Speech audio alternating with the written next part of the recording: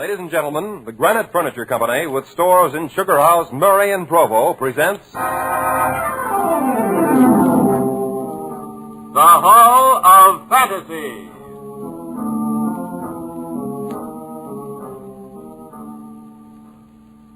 Welcome to the Hall of Fantasy. Welcome to the series of radio dramas dedicated to the supernatural, the unusual, and the unknown. Come with me, my friends. We shall descend to the world of the unknown and forbidden, down to the depths where the veil of time is lifted, and the supernatural reigns as king. Come with me and listen to the tale of The Perfect Script.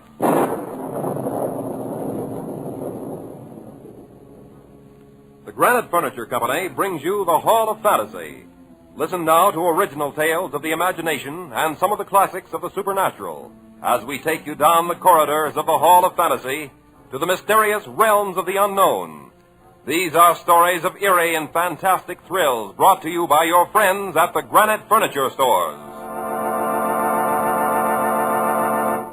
And now for tonight's story, an original radio drama by Bob Olson entitled The Perfect Script. It's inspiration, gentlemen. With a proper inspiration, anyone can write a perfect script. In this case, the inspiration is horror.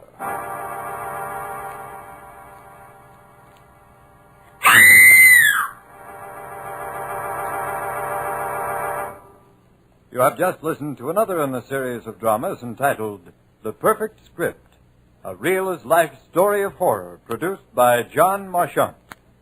Be sure to listen again next week for another premiere of another Perfect Script.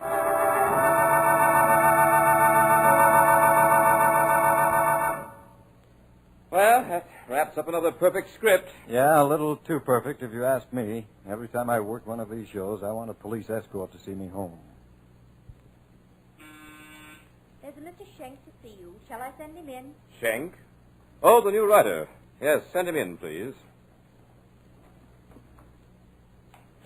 Schenk, I'm glad to see you. I'm glad you made it. Have a seat. Thank you, Mr. Marchant. Did you decide to accept my terms? Well, your shows are famous. Sounds like I'm starting at the top. You are.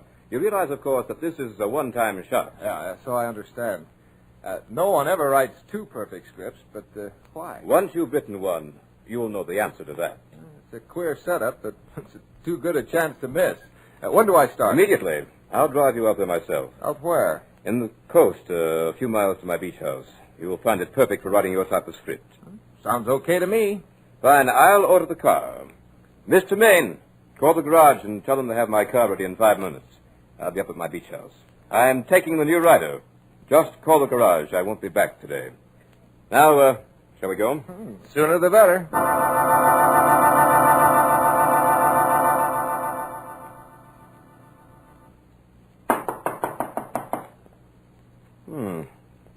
Trudy must have taken a walk.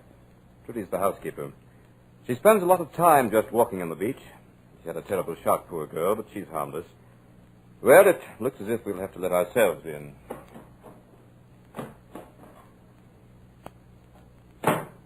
Trudy? Trudy, are you here? Here I am, Mr. Marchant. I knocked. Where were you? I was asleep. Well, no matter. This is Mr. Schenk. He'll be with us for a little while. I thought you were taking one of your walks at first. Tonight? She's looking for her husband, Pete.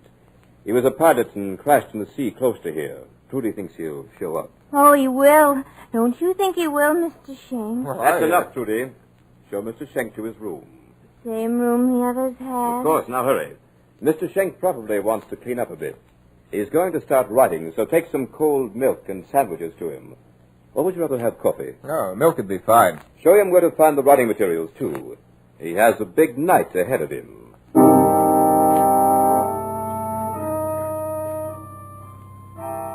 I'm sorry to hear about your husband. It was just a forced landing. He walked away from 3 others. He'll come back someday. Yeah. Have you heard anything at all? Oh, yes. He sent me his ring.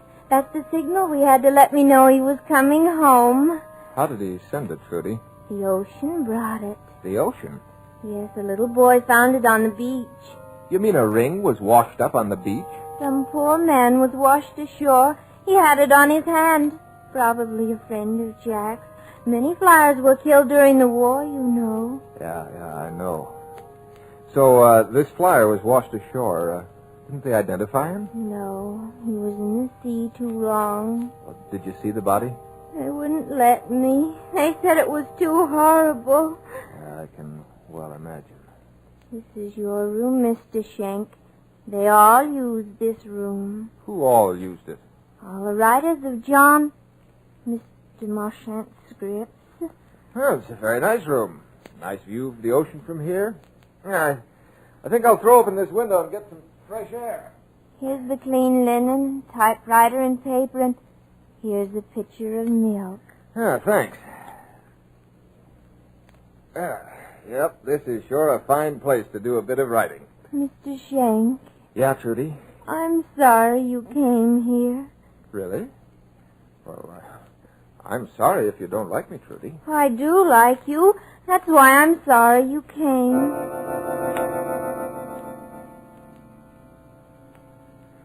Yeah, nice folks.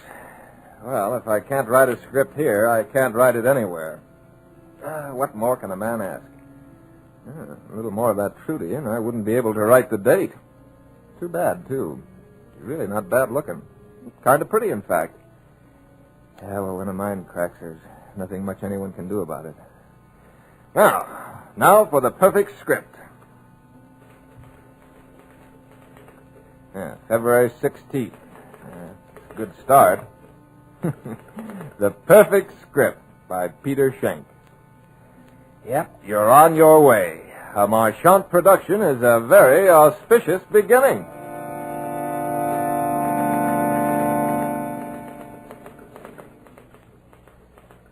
First inkling I had of any plot was when the deluded housekeeper told me that she wished I hadn't come. What has happened to the writers of the other perfect scripts, I wonder? If I had any sense, I'd scram out of here. Jack. That's Trudy. She's running down the beach, looking for her dead husband. I think I'll just follow her and see what happens.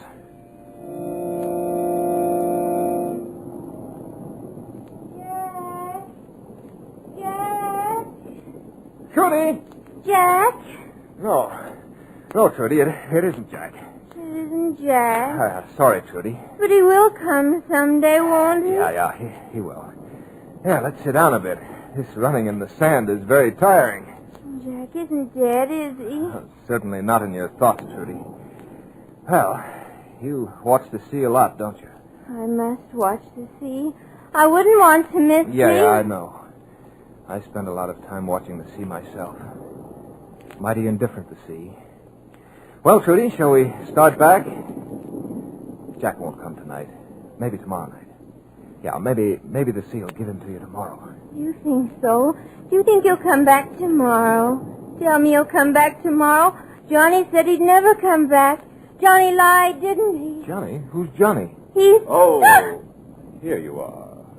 Are you ready to get started on that script? Oh, Sean, where did you come from? I say, shall we get started on that script? Yeah, as a matter of fact, I've already started. Hey, what was that? What was what? I saw the shadow of a man diving behind that sand dune. George. Trudy, be quiet. Trudy always imagines she sees things at night. I think you're having the same trouble, Schenk. That was just the moon shifting a new shadow across the sand. There's nobody around here closer than 5 miles. No, it was a man. It was a shadow, Schenk, nothing but a shadow. Yeah, okay, shadow. Mr. Marchant, I don't think Trudy was very happy to see me come out here. Why do you say that? Well, she told me she wished I hadn't come. What do you mean by that? Mean? How do I know what she meant? Trudy's always afraid someone's going to take her away from here before she finds her husband. Pay no attention to it. There's George again. Oh, you hurt me. I think we'd better get back to that script, Schenk. Are you ready? You know, on second thought, Mr. Marchant, maybe I can't cut it. Maybe I better try some other show at first till I get good enough for the perfect script show. Nonsense. You'll never be any more ready than you are right now. Yeah, I know, but... The script, Mr. Schenk, will be perfect. And you'll write it.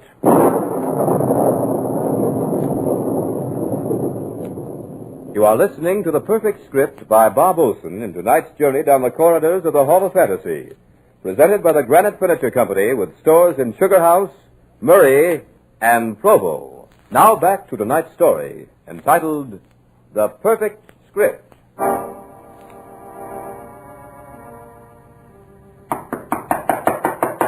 Come in. Now, for that script.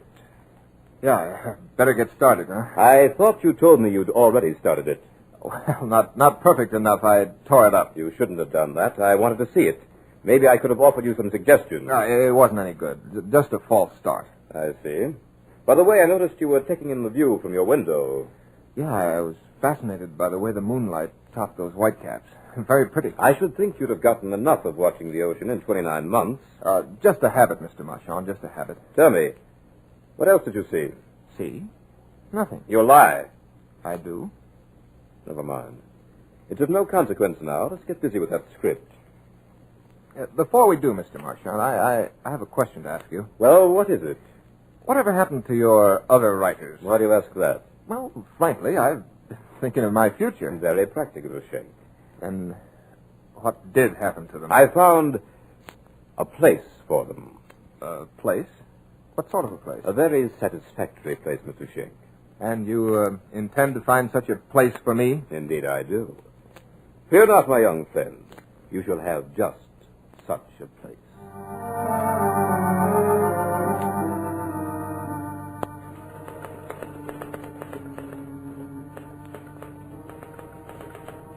Marchand is gone. Cards are on the table. Yeah, he's even bolted the doors. For some strange reason, I can't budge the windows or even smash the panes. I know he plans to kill me. To produce such a horror in this room that he'll have the actual passionate record of a terrified and dying man. But just how he intends to bring it about, I don't quite know. I've just poured myself a glass of cold milk. Yeah, but this I do know. This script is written by Peter Schenck, a very mediocre writer, but one with enough talent to find an enthusiastic audience in the Los Angeles Police Department.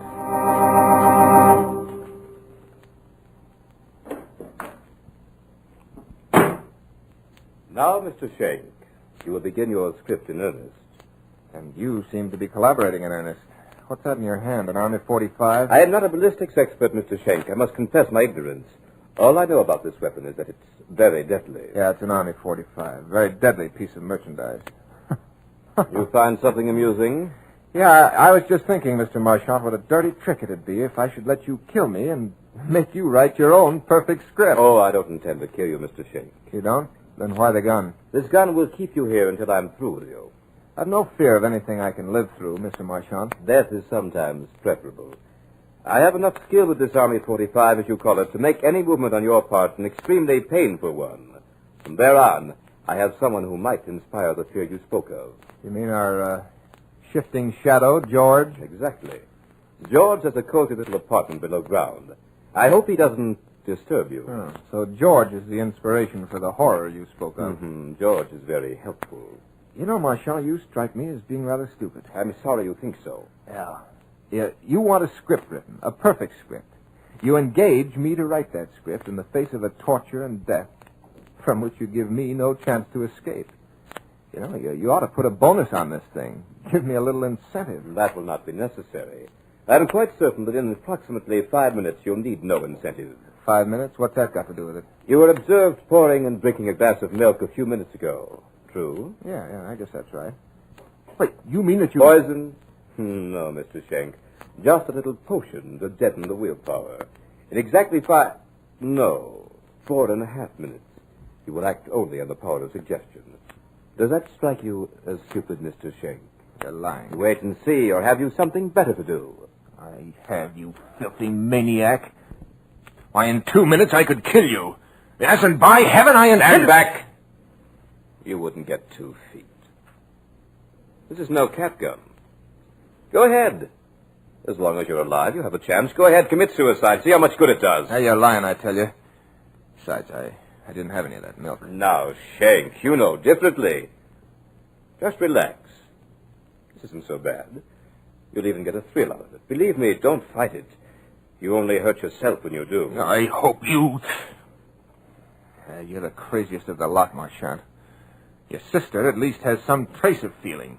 You're just plain mad. My sister. Who mentioned it to you? Trudy did, Marchant. Or, Johnny, if you prefer. You're more shrewd than I thought. Yeah, you're just careless. You depend too much on the discretion of the insane. They prattle without thinking, Marchant. It doesn't matter. Think me insane if you like. Maybe I am. You'd be too if you had to hide someone like George from the world. But it doesn't matter. As for Trudy, she's mad from heartbreak and shock. She could have been saved if... Yeah, if you'd let her. Yeah, but it serves your plans better if she isn't too bright. She's bright enough. She likes milk, too. You don't mean to tell me that you deliberately keep her doped No, out? she's insane, all right. But every once in a while, I can't depend on it. You hold a person's life at little value, don't you? She's the only one who can handle George. She wouldn't do it of her own free will, so I just help her to make up her mind. But your time is up, Mr. Schenk. How do you feel? Your eyes are quite glassy. Soon you won't even be able to talk. Very effective. Very effective. Yeah, very effective. And now, Mr. Schenk, shall we start the script? The script? Oh, yeah. The perfect script. Write it yourself, Marchant. The typewriter, Mr. Schenk. You're just about to write the finest script radio ever knew. Yeah, that's right. I want to write, but what'll I write about? Write just what you see. Explain it in detail. Everything you see and everything you think. Yeah, but I don't see anything. Don't you, Mr. Schenk? Then turn around. Trudy. And George, Mr. Schenk. George is going to help us with this script. He's quite talented. What's he going to do? A beautiful job of murder. Trudy, come with me. Where are you going? We won't be far away. George doesn't like to have anyone in the family around to watch him. Do you, George? Bad blood. Bad blood. Write it down, Mr. Schenk. There's plenty of time. Be sure to get it all. Here, you might like some fresh air. I'll throw open this window. Special glass, you know. Strong as steel. But you won't need it now. You won't try to escape.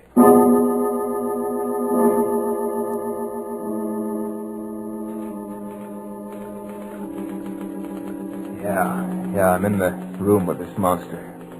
Marchant did open the window. Easy escape, yet I can't move. I can't leave this chair. I can't even cry out. Write it down.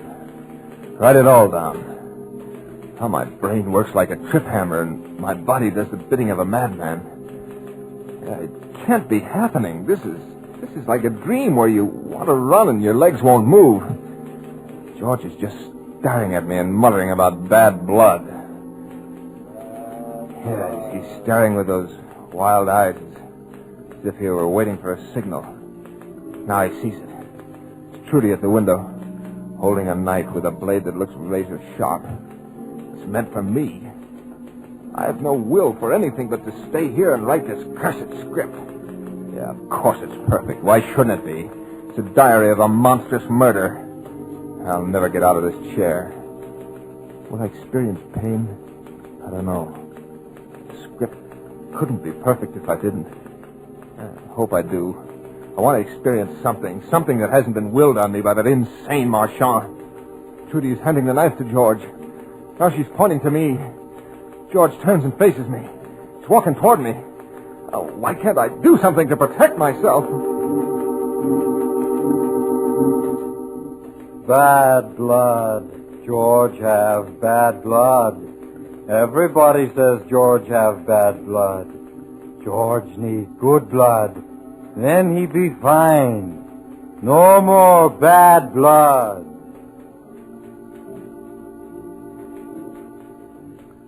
Trudy's climbing in the window.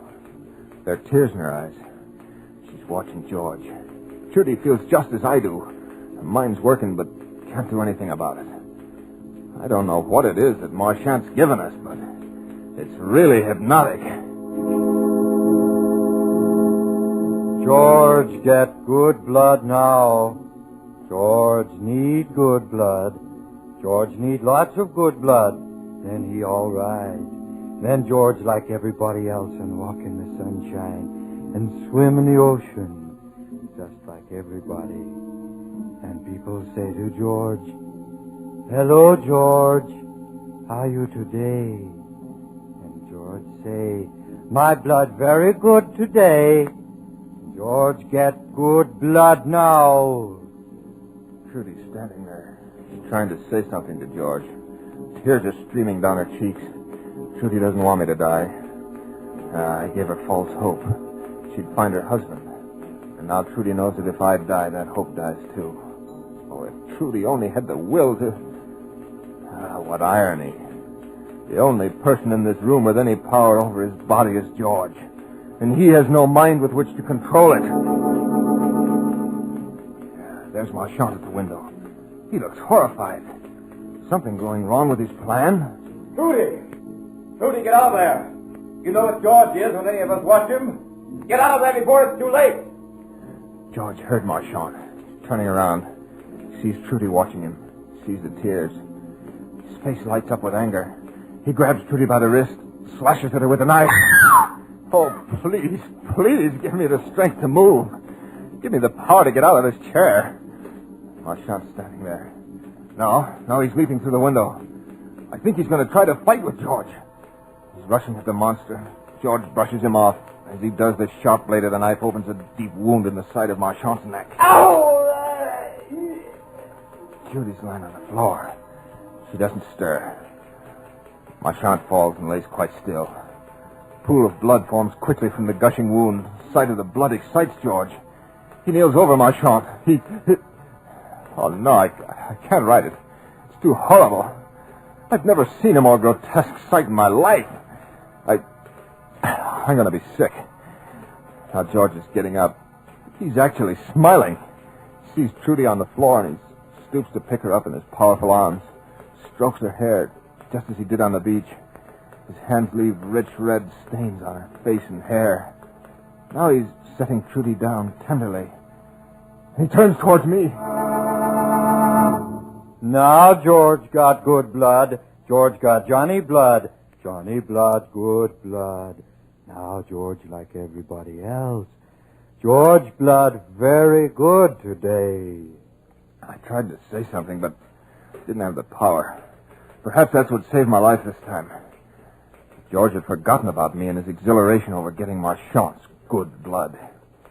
Yeah, Trudy's dead. No doubt about that. The knife had slashed her from just above the ear to the corner of her mouth. Trudy's dead. Now I can't help but think that now she'd find Jack at last. C isn't so indifferent after all. Oh, this night is interminable. The script soon will be finished. But Marchand will never produce it. Yeah, I had written it well. Couldn't help myself. Had to do it. Be Marchand's final triumph. The worst of all is the quiet description of this room after George had gone, telling about the two bodies. They're going cold. My great fear is that George will come back before this potion wears off. I sat staring at the window, now letting in a chill breeze. Just about convinced myself that George wouldn't be back when... There he was! The thing I feared was happening. George did remember at last. But Trudy had told him to kill me. And I am still powerless to help myself. This was the story that Marchand had designed for the script. Now he's about to get it. Get it too late to bring him any more of his precious fame. George do bad things. George forget, Trudy. George forget. George do bad things. Once more, I tried to move but couldn't. All I can do is write. I'd at least leave a record of this thing, so that all the world would know what a half hour of a perfect script had cost the lives of so many people. George is standing over me now. He's raising his arm. The knife blade catches a glint of light, and my eyes are blinded momentarily by the brilliance. George shifts his weight a little to plunge the knife. He pauses and... suddenly, for no reason at all, I think of a road. A road that I walked along in Arizona just a week ago. Free, happy, glad to be alive. And then...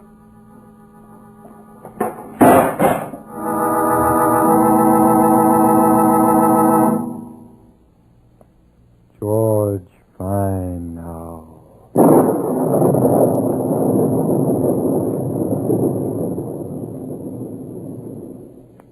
So runs the tale of The Perfect Script. But remember to join us next week at the same time for another journey down the corridors of the Hall of Fantasy to hear the tale of the Cask of Amontillado.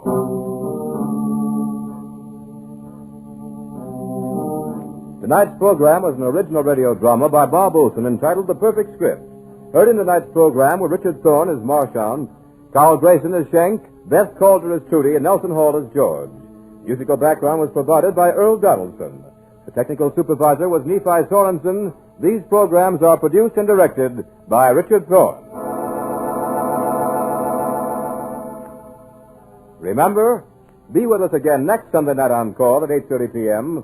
when the Granite Furniture Stores in Sugar House, Murray, and Provo will take you on another journey down the corridors of the Hall of Fantasy to hear the tale of the Cask of Amontillado. So take some cold milk and sandwiches to him. Or would you rather have coffee? No, milk would be fine. Show him where to find the writing materials, too. He has a big night ahead of him.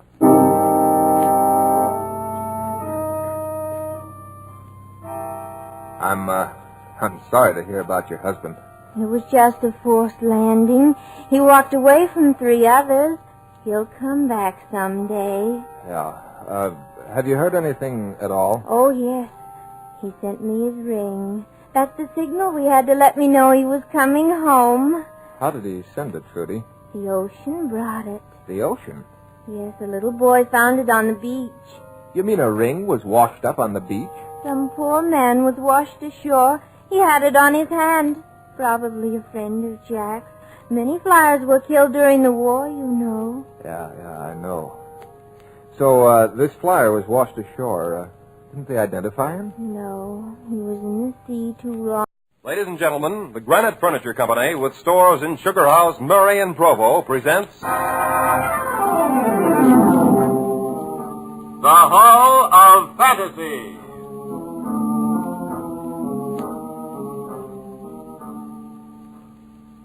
Welcome to the Hall of Fantasy. Welcome to the series of radio dramas dedicated to the supernatural, the unusual, and the unknown. Come with me, my friends. We shall descend to the world of the unknown and forbidden, down to the depths where the veil of time is lifted, and the supernatural reigns as king. Come with me and listen to the tale of The Perfect Script.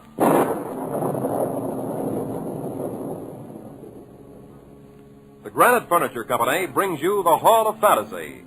Listen now to original tales of the imagination and some of the classics of the supernatural as we take you down the corridors of the Hall of Fantasy to the mysterious realms of the unknown. These are stories of eerie and fantastic thrills brought to you... A police escort to see me home. There's a Mr. Schenk to see you. Shall I send him in? Schenk? Oh, the new writer. Yes, send him in, please.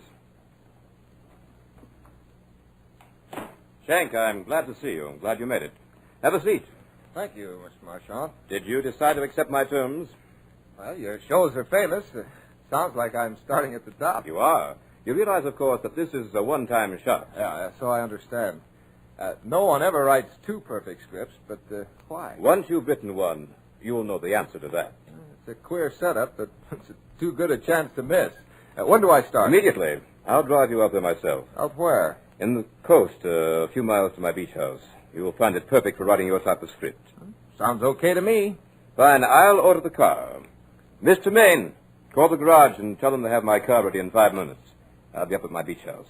I'm taking the new rider. Just call the garage. I won't be back today. Now, shall we go? Sooner the better.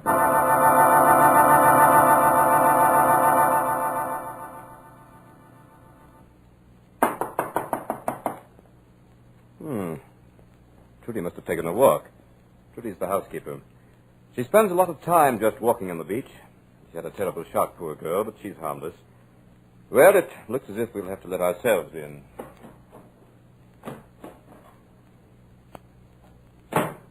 Trudy? Trudy, are you here? Here I am, Mr. Marchand. I knocked. Where were you? I was down. I was asleep. Well, no matter. This is Mr. Schenk. He'll be with us for a little while. I thought you were taking one of your walks at first.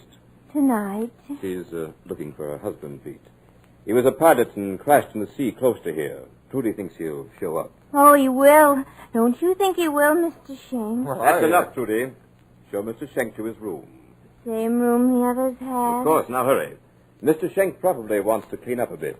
He's going to start writing. By your friends at the Granite Furniture Stores. Now for tonight's story, an original radio drama by Bob Olson entitled The Perfect Script. It's inspiration, gentlemen. With a proper inspiration, anyone can write a perfect script. In this case, the inspiration is horror.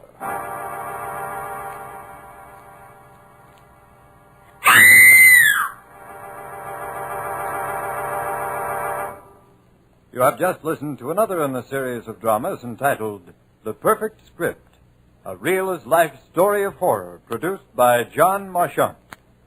Be sure to listen again next week for another premiere of another Perfect Script.